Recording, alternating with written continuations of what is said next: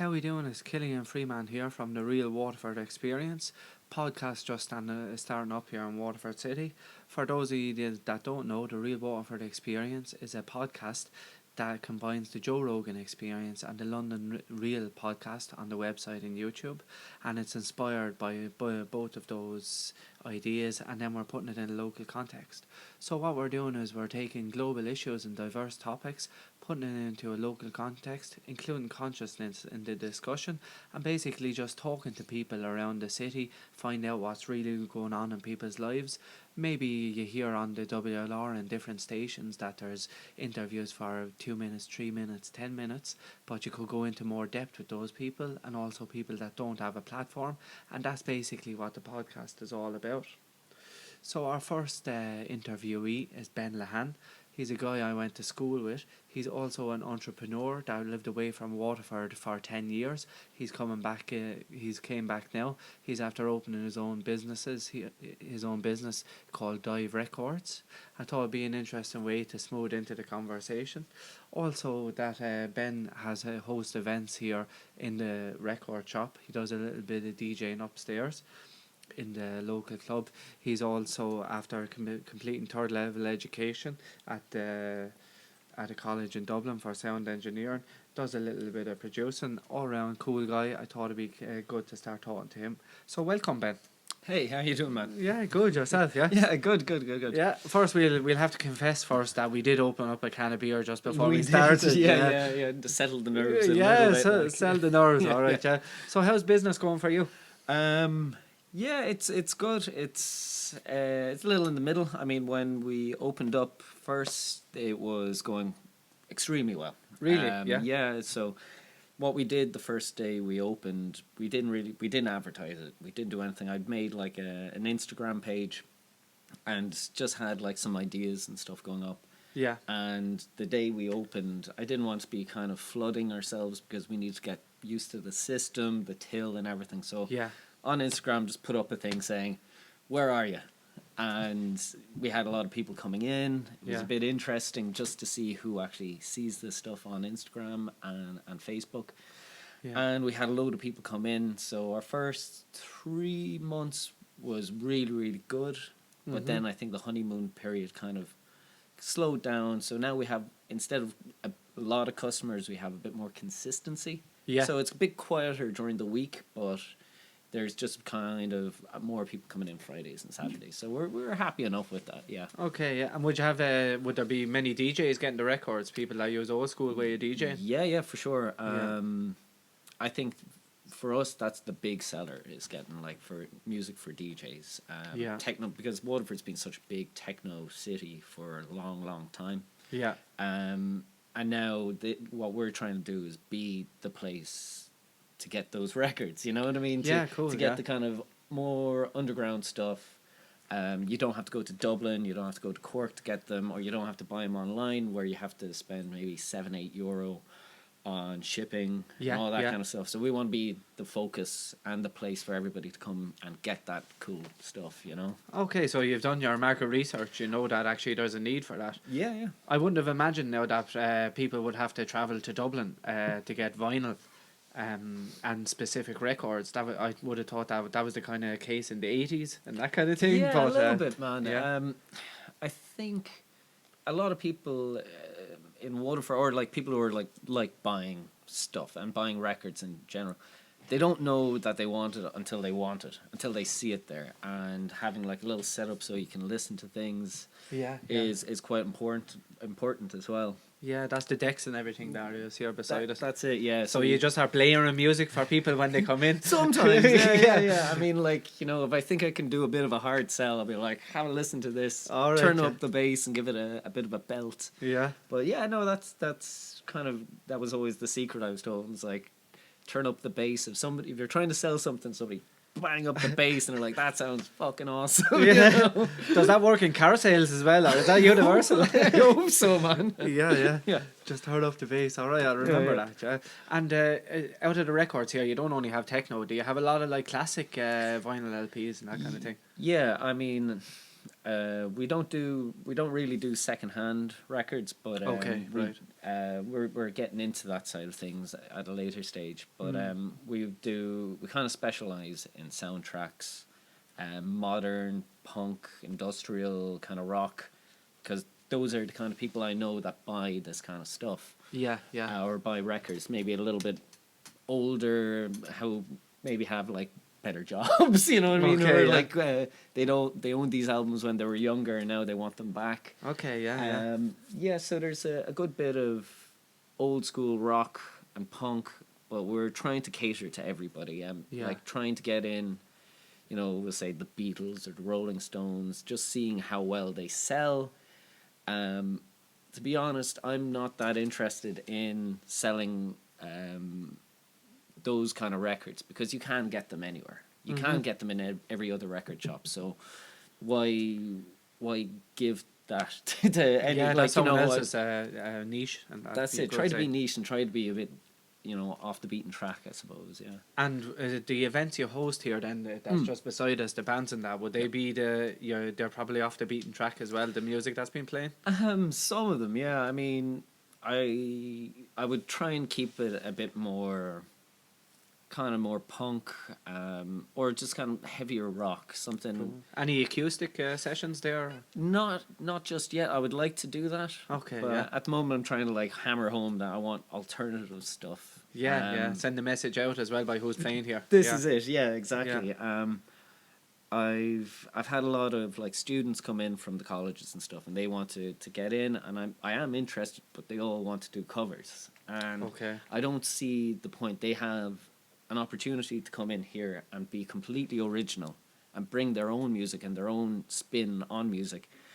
You know, good, bad, or indifferent. I would support that more than doing more Beatles covers or, you know, the top 30 tunes. You know, you can do that anywhere else in Waterford. Yeah, the pubs around enjoy that. Yeah. And you know, they'll probably get paid for that. You know. Okay, so everything is free. You don't offer any money. Or no, anything. I'll definitely offer money, but I kind of make it out that you'll get paid for doing your own thing. If you want to do covers, then you'll get paid better going to other places. You know what I mean? So have you had people that are playing here? Would they have been from Waterford only, or would have some of the students actually done that? We try to have like a Waterford band in every bands that we have in. We have one headliner, which might be somebody from out of town. Dublin, Cork, Limerick, wherever, and then try and get somebody from Waterford to play to support them. Yeah. So that also kind of helps people come in, go, oh, my buddies are playing, so we'll go see them, and then they'll probably stay and watch the other band. Yeah. And you know, it's quite important that, you know, people go see the support bands and stay for the rest. And you know, we have a kind of a BYOB thing here as well, so you can bring in your cans and and just do their thing, like, you know, chill out, enjoy the music. Yeah, cool. That kind of thing, you know. And I don't see a bar anywhere here, so it's mainly the music. It's mainly the show itself. Yeah, that's it. Buy your cans. You know, listen to your tunes. So we could have a few cans and come in here as well. Oh, that's it. Yeah, no, that's what nice, I like the idea of just people bring in a couple of quiet cans and exactly, not too many. All right, you'd be hindering then the supply around. Yeah, exactly. I mean, like we've got a good relationship with the bars about. Yeah. So if somebody comes in and they don't have any cans or anything, they can go to the bar next door and pick up the plastic. Exactly, kind of and come in. Yeah. And you know, once we finish at about 11:30 kind of time. Yeah. So you have enough time to go get a beer and relax and chat to the bands and all that kind of stuff, you know. Yeah, I remember we were here actually for the party for the Waterford Walls Festival. Yeah, and that was really cool. All right. Actually, the whole town was closed. There were still 2 or 3 of us outside. That's right. Hanging around. Yeah. The plastic glasses and that is great. All right, to be able to just walk around a little bit. I remember the first place I started doing that was Dublin about 10, 12 years ago. You know, coming down here, you know, you get broken glass and other places as well. It's not Glass really everywhere, yeah, for sure, It is man. better just if you're going outside, fill up plastic cup and it's less hassle if you knock it. It's only wet on the street. Yeah, that's it. Yeah. Now, so you opened up the business but you have the education in sound engineering. I do, yeah. I remember you years ago because we went to school together, and when I came back, I moved abroad for a little while. When I came back when I was 20, you always seemed to be walking somewhere. You were just always. Where were you going? I don't know, man. I was because I couldn't afford a car or anything, so I just I was living out in my parents' place, and so I was always walking into town or walking back from Blenheim, and so it was like good 2-hour walk basically. Right. I was always listening to music, so I spent a lot of time listening to music constantly. Yeah. But so when I was about 20 or 21, yeah, I decided I wanted to go to college, but I didn't know what I wanted to do. Yeah. So eventually, I think there was a FOSS course, or not a FOSS course. It was Back to Education. That was it. And I found out that there was Back to Education in Waterford and on Parnell Street in the college there. Yeah, the Tech, is it? The Tech, yeah. And they were doing, it was the first year that they wanted to do sound engineering, music technology.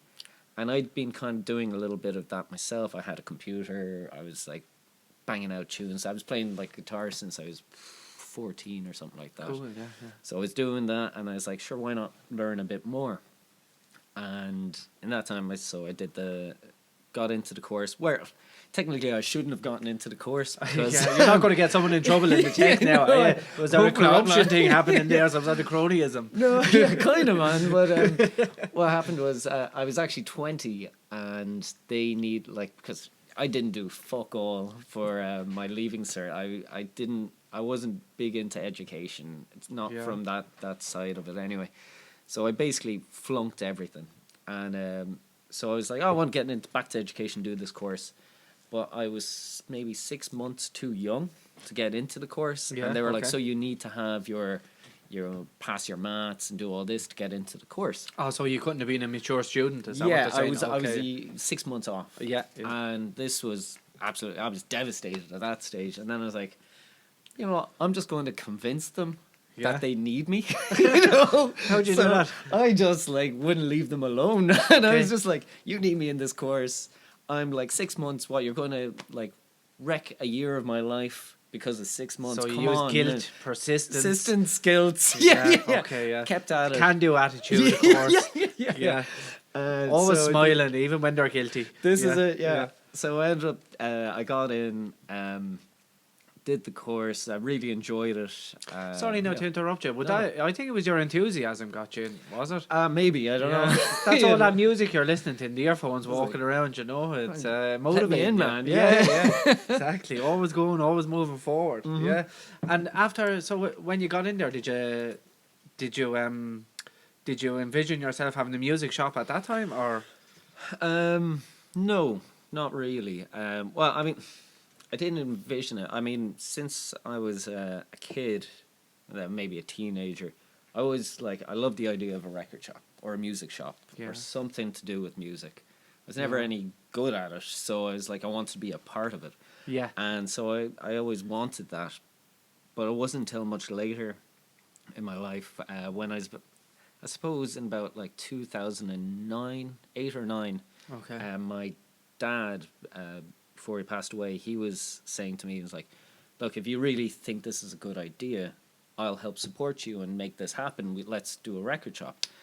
But that was, at the time, was basically a downfall of the music industry for a few years.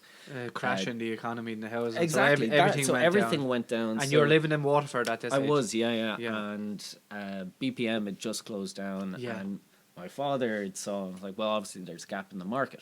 Yeah. Where I kind of saw it in the sense well, that's a good record shop and it's closing down. How can you, there's no way of competing. There was too many downloads. People weren't buying stuff. Okay. They were illegally downloading everything. Absolutely. Yeah. There was definitely music. There was people wanting it, but not in Waterford. Waterford had been hit so badly by, the downturn. there was no point. So I had to say no. Okay. You know what I mean? Now, had you gone to third level education by this stage? No, No. I Okay. hadn't. Yeah. And so maybe I was a bit terrified. So I was like, how do you do Yeah. books? You know what I mean? Yeah. Well, I done part third level. I done a course. I done the course in the tech. Yeah. But that didn't prepare me for running a business at all. Like, No. so. Yeah. Okay. And what brought you to Dublin then? I was just Don't say a party. Is that what? Yeah, it was a fucking session, man. No. Well, like, I was always curious. You know, I always thought Dublin was a really interesting city. Like, but reality was just I'd spent a few years working elsewhere. I was making music for a long time after I did the course in Waterford. Yeah. And then I started working in the hospital, and then after that, I was just kind of in a slump. I quit there, and I was like, what am I going to do? I'll stop you there. Yeah. So suddenly you're in the medical industry. Yeah. What was your job exactly in the hospital? Well, I had 2 jobs. So I'll explain how I got working there first. So every Christmas time, the medical files in the hospital get changed over. So they keep all the files for 3 years, right? Yeah. Maybe 3 or 4 years. So we'll say at the moment they'll be getting rid of files from 2017. So 2017 files are going to get boxed away and shipped off into storage. Okay. And then, so that means for 2020, there's going to be new files put in. It's just to save These are all physical files, paper. Yeah. And so my first job there, I got it because my brother somehow started working there, and he was like, they need people to work. Will you come in? Oh, yeah, why not? So I was working there pretty hard, fucking filling boxes of files, doing all the stuff. Yeah. Myself and my brother were pretty hard working at it. We would come in early, do the stuff. We were getting paid, but like we were just doing everything.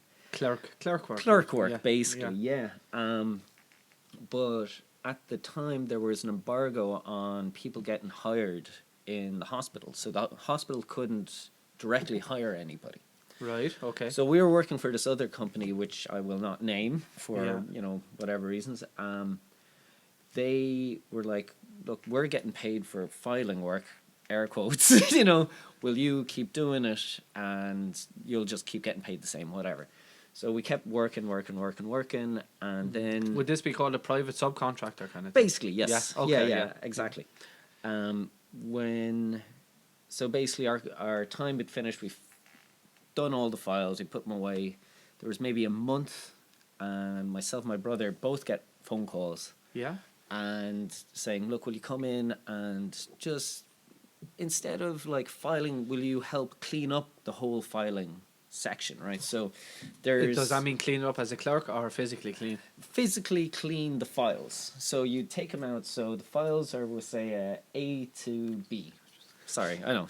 Files that are A to B. Yeah.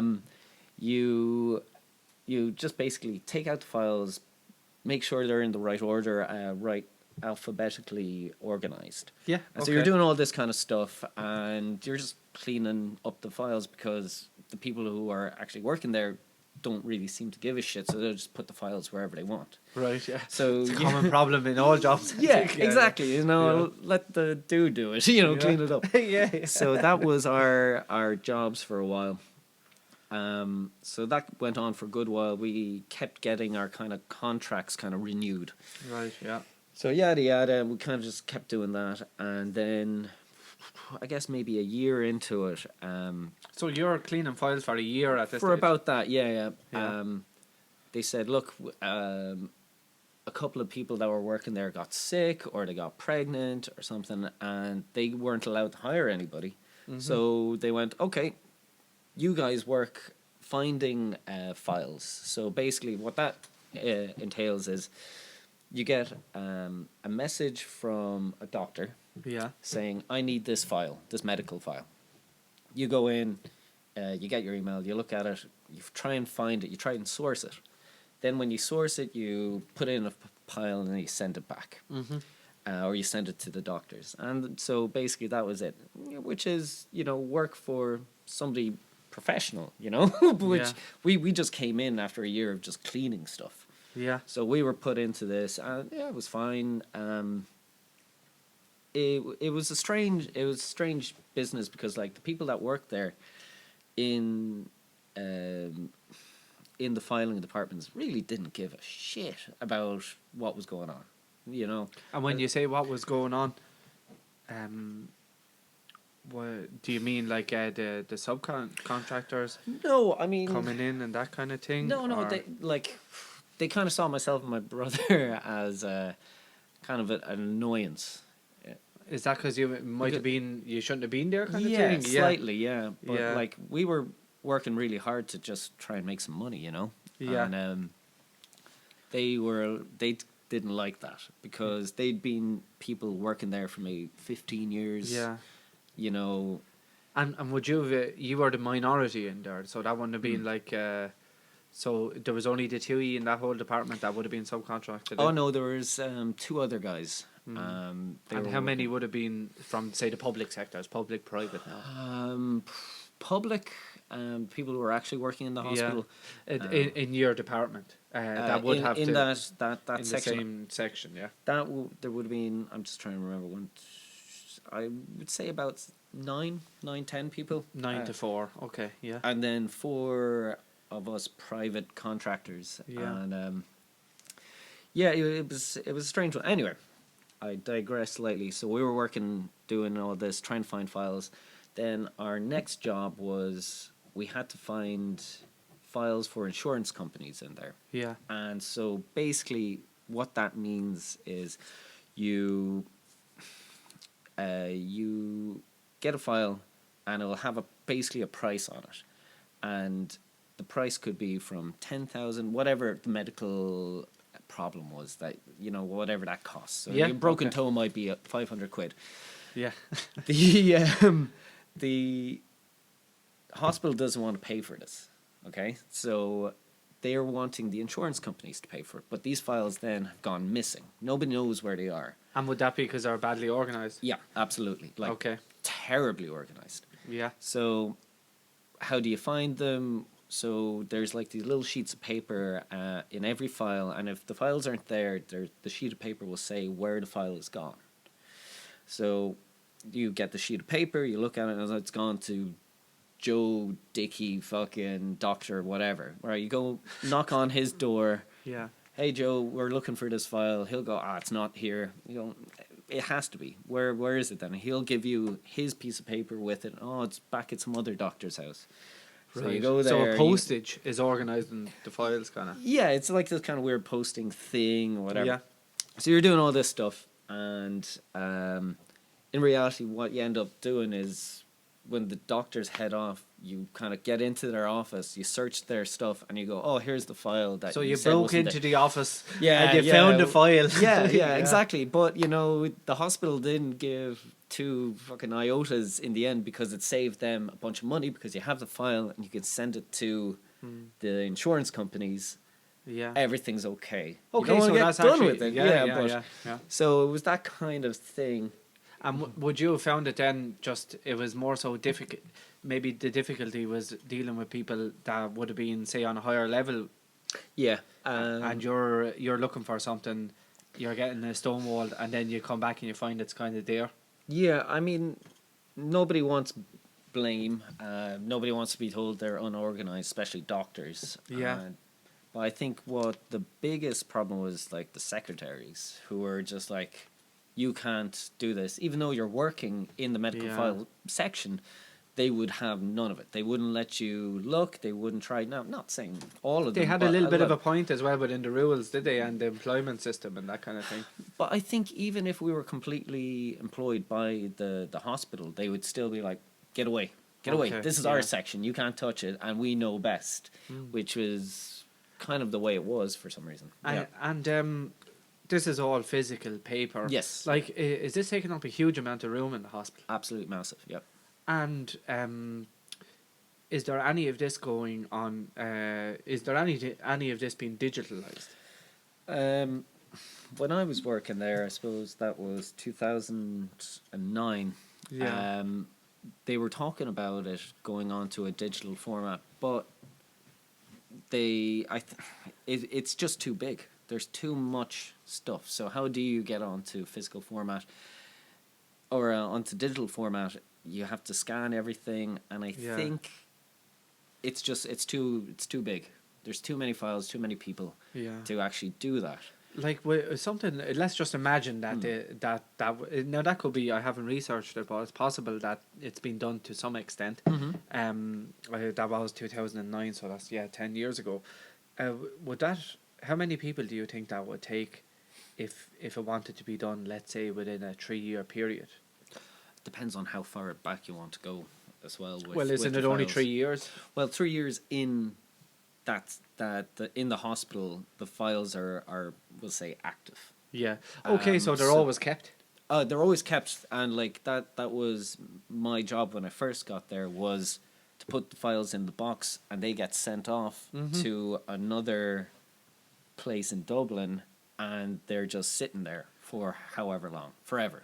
I mean, are they building warehouses for this amount of files? Yeah. And that kind of thing. Yeah, that's amazing. I didn't realise there was so much of a physical mass. Yeah, that's like a subcontractor looks after all those files. Yeah. And so if you haven't been to the hospital in 10 years and then you get sick, they have to make a phone call or write down some stuff, send it to this company, and they come and drop it off. Yeah. But they have to find that. And these warehouses are insanely huge. And would they employ many people, do you know, since they're so big? Or is there just one lonely man with a forklift waiting for that phone call? I don't know. I mean, like, I saw a few people working that came down. There was about 5 or 6 fellas that came down, truck drivers, this and that. But I have no idea how many people they actually hire themselves. Like, It's I find it very interesting that there's a whole part of the economy that's actually based on the filing system in the hospital, and how it has to be exported then to other counties. It's so large. It's a mad one. I mean, like, how do you get the contracts for that? Well, you know what I mean? I won't even go in there. I'm just because I'd be thinking, how can we digitalize this and make it easier? But you don't want to go against the whole industry. No, of course not. No. Yeah. Like, I understand why you have to have the physical side, because, you know, if you lose everything off your hard drives or whatever, but I mean, it's still crazy the amount of space they have to take and the amount of money it takes to just store all this information. Like, I wonder, are they rather than backtracking for the physical files, just start digitalizing, and you just have both, you know, and connecting it in whatever way, you know, to someone's to people's details, and that, so you have both, and eventually then only digital will be needed. Like, you know? I mean, like, it makes sense that, you know, and we'll have a lot of kindling. Yeah, exactly, burning people's files, no problem, man. Yeah. Oh, great, yeah. So, okay, so you finished working there, and you ended up in Dublin. I actually kept going a bit longer. I was asked one day to start cleaning out the X-ray archives, which is basically another big room full of X-rays. And my job was to clean out the X-rays. And then, because I used to just come in on time, they were like, okay, you can just like run this whole section.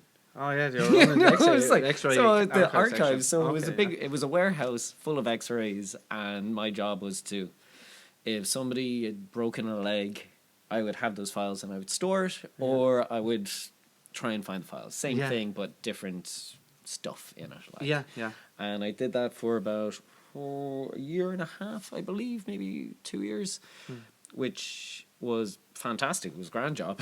You know, you'd be sitting around waiting for work, passing out half the time. Yeah. You know.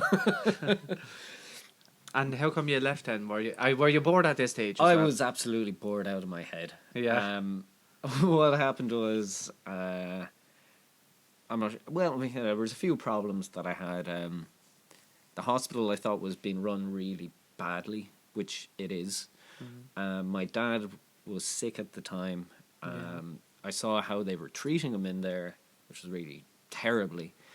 And then after he passed away, my brother, who, you know, he was kind of thinking he would work there forever. You know, he was kind of more kind of into, oh yeah, I can work this job for as long as I can. Yeah. But I was a bit like, I don't give a shit. He got sick from stress after my dad passed away. Yeah. You know, he has his appendix went. He took it really badly. Yeah. So when he left, just for sick leave for about 3 weeks or something like that, and he came back 1 week, and they were like, "Why are you here?" He was like, "I'm working again," and they were like, "No, you got fired because you weren't here." And he's like, "My dad died, and I had appendicitis, and I was in this hospital." Yeah. And they just fired him. And so, did he have a doctor's cert? yeah, I mean, like, he could have went up and met the doctor, like, Yeah.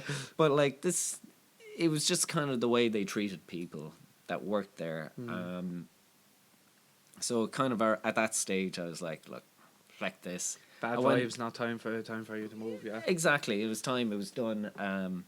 I then just kind of like went on holidays for 2 weeks. Took my 2-week holiday. Walked in and gave my notice and went, "Nah, I'm done." Yeah. Like, how dare you? You can't do that. I was like, So I can. so when you were quitting, Yeah. you were irritated. Oh, really? Very much so. Yeah. But when he returned after 3 weeks away, Yeah. after appendicitis, was it? Appendicitis. Yeah. They were They. irritated that he'd come back. Yeah. Okay. Exactly. Right. So were you and was it long before you went back to college then? I think. Yeah, it was a couple of years. Yeah, maybe 2 years. I then went back onto the dole, trying to sort out my life. In between all this kind of stuff as well, I was putting on gigs in Phil Grimes. Yeah. Putting on shows. Were you doing the music yourself or the sound engineering? Engineering and putting on the gigs, so finding musicians and stuff like cool, that. Yeah. So I was still kind of working away at that kind of stuff.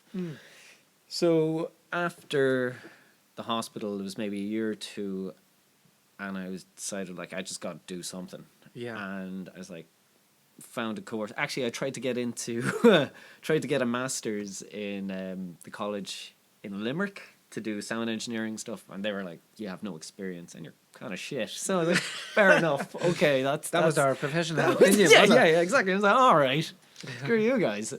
So, in reality, what I wanted to learn was how to use a mixing console, a professional mixing console, and work with bands and do that kind of stuff. So yeah, I applied for STC, which is Sound Training College. Dublin, Our sound training center was when I was doing it. Oh, in the old days, yeah. In the old days, yeah, like 5 years ago. But yeah, it's just like got in, no problem. They kind of liked my enthusiasm, which kind of went for it. Like, good, yeah, that's got you places so far. It has, yeah, just being there and going like, you can't do without me. So I did that a bit. Did that for 2 years. Studied there. It was pretty full on. First month you have to get like bands in to record. It's quite a lot of work if you don't know what it is. Yeah. And they don't tell you really. They kind of make you go for it. Yeah. So it was. Well, that's how you applied. Yeah, exactly. Just went for it. Suited you. Yeah. And did you get a bachelor degree then in it? Yeah, I know. I got a City and Guilds. I got a City Guilds. Whatever was 0.5 or 5, level 5 for the first year. Then after that, it was a level 9 because it's like advanced engineering, music technology. More than anything, it gives you like grounding and like really interesting stuff to do. Or because all the lecturers that work there. Yeah, they're all professional sound engineers and musicians. So you meet them, and they introduce you to other really interesting people. So very active education then. Yes, if the people working there are not only working there, but they're actually living that work. Yeah, absolutely. Interesting. But it's also a terrifying situation that these people are like working 25 years in the industry, and they still have to have a second job teaching. Yeah. You know, then when you see that in the end, you're like, oh shit, these people are real professionals, but they're still teaching. That's one That's view. kind of a... But is there not a one man, one job is not really... the economy has changed a lot, you know, in terms of, say, manufacturing and a 9 to 5. You know, people are connecting a little bit more, I think. Would you agree? And I mean, having 2 or 3 different things going on, like yourself, Yeah, for sure. at the moment, it kind of suits people more than... Well, I think on that side of things like engineering and teaching and this is that everybody has a computer now.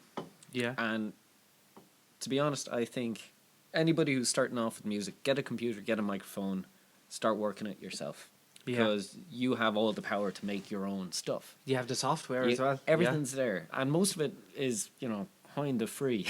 Yeah, kind of free. Kind yeah. of free, Yeah. you know, within Do the you right... get to a point then where you surpass the software and then you have to start paying for it? Yeah, And absolutely. would that be before or after you could start putting on gigs? I think you should just do it yourself for as long as you can. Yeah. Until you don't want, like, until you think I'm not good enough or I want my sound to sound bigger. If you get, like, picked up by a record label, they might say go into a studio. Yeah. Because, you know, we won't get into the politics of record labels and stuff like that, but they want to pay their people in these studios. So that's why you would go into a studio. Mm-hmm. But, you know, it comes to a stage, and especially, like, you want somebody who's a professional engineer who become, you know, like the 5th member of the band. They're listening. They want the music to sound a certain way. You want it to sound this way, and they will give you an honest opinion and an honest approval of how it should sound. Would they raise their level as well? Yeah. Sometimes if they're good engineers, like one of the best engineers in the world, in my view, is a guy called Steve Albini, and he won't let you come into the studio unless you're rehearsed. You know what I mean? He's like, you're wasting your money and your time if you're not coming in not knowing your stuff. Yeah. If you're going in like, oh, I don't know what's happening, he's going to go, nah, head off. Just, you're paying me a lot of money. You need to be, like, quick and on it. Yeah. And is he Irish? No, he's an American guy. Have you met this guy or just studied his I've studied career? him crazy. Like, he's one of my favorite engineers. Try to meet him. Nah. Where's that? No, that was you outside his window. Yeah, exactly. Window looking, man. I let it out, that comment. But yeah, so it was did that. So studied all that kind of stuff. Did a few big recordings. Did a live recording for Hosier, which was quite interesting. Really? Wow. Yeah, it was his first gig back from America tour or something like that. It was a huge thing in I think was it not the Apollo, one of the big venues anyway. But I was doing a lot of grunt work. I was just sitting there setting up mics and just sitting there from, I think it was 5 o'clock in the morning until 4 o'clock that night. Yeah. And it was tough going. it was rough. Like, you know, I didn't say anything. I just had to put mics there and look at a computer for the whole time. Yeah, and were you in charge of the actual recording itself? That I was there with another guy who was probably a little bit higher up, who was like, "Don't fuck up," you know. So you're seriously concentrated for about 14 hours. Yeah. It was a lot of work, man. But it was an interesting one to see. That's what that world was. Mm-hmm. So after doing that, I just like finished college, lived in Dublin for how many every year, like 4 or 5 years or something like that. Yeah. And like made were you putting on events there? And yes, yeah. When I first started in college, me and my friends, we started up a production company called Pressure. Yeah. And doing that was what we wanted to do, or what we're still doing actually, is doing industrial, hardcore, GABA, this type of like electronic music, which you can't really get in Ireland anymore. Yeah. So we're massive fans of it. like really heavy electronic music. Yeah. And sorry. What was it? Yeah, sorry. So yeah, just heavy electronic music that just there seems to be a big interest in Ireland, but nobody will book the big artists. And so when we're you like, say big interest, yeah. So you have a lot of people that want to see these events. They want to see them, but nobody wants to book them. Okay, yeah. Because it's a bit of a risk. Like techno and electronic music is so big in Ireland. Excuse me. But nobody wants to go onto the fringes because nobody wants to lose money. Yeah, understandable, yeah. We're stupid enough to go, let's lose some money. Yeah, do it, yeah. Lose because it. like if I go to England or to Holland to see these artists, I'm going to spend maybe $500. You know what I mean, to do this. So if I organize a night, I might lose that, but I've now put something on my resume, and I'm like, well, now I have a grounding to start with. Yeah, you know, and it might be a success. Exactly. Yeah. Exactly. Why not just go for it? Yeah. Yeah, interesting. That might be something that's up and coming then, yeah? Yeah, well, I hope so. Yeah, we're doing it, 6 years now? So we'll see how it goes, yeah. And tell me, were you a little bit frustrated with Waterford as well before you left and you went and done all this? Were you, or was it just work situations? Were you angry leaving or anything like that? Or was it just things were the way they were and this is the way you were going? I was just going. You were just going. I was just going. But when I was living in Dublin and I was coming back to see family and see friends and everything, yeah, I got frustrated then. Why is that now? Because I felt like I was kind of, because I left Waterford, people were kind of like, oh, you're living in Dublin now. You're that guy. Yeah. And that kind of frustrated me. And then like the things that I had in Dublin, like coffee shops and gigs and all these kind of cool things weren't really happening. Everything kind of started stopping in Waterford. Yeah. Now maybe I was a little bit frustrated at the time when I left, but I didn't feel that. I just wanted to go study. Yeah. And learn the next thing. Yeah. And I got frustrated, and I came back one Christmas, and there was a record shop called Soul Dance. Was it Soul Dance or Soul Records? Soul Records. There was a couple of lads were doing stuff, and they were never open. And I was like, I went to see if they were open again. Nah, apparently they'd been closed for years. I'd missed it, you know. And I was like, fuck's sake, somebody in Waterford should open a record shop. Fuck's sake, like. And then I just went like, you do it. Yeah. You do it. Stop being the fella giving out and just do it. Yeah, yeah. And I was like, okay, that's it. That's just it. I have to do it now. And things were going good in Dublin at this stage. They were going pretty good. Yeah. I think maybe that was like the wrong time to leave or the right time. I don't know how it works, but I just did it. Bring those good vibes with you. Yeah, exactly. Cancel out your angry ones. Yeah. I'd made a few bucks and was just like, why not go for it? Yeah. So moved home. Also, rent was going up in Dublin. It was going crazy, and myself and my partner were just like, why not give it a shot in Waterford for a while? Yeah. And so after a year or two of planning and, trying to save up money and stuff, we just like got this place here on John Street. And just went, okay, let's go for it. Let's just try. Yeah. Yeah. That was your business plan? Yeah. Oh, try. Okay, yeah.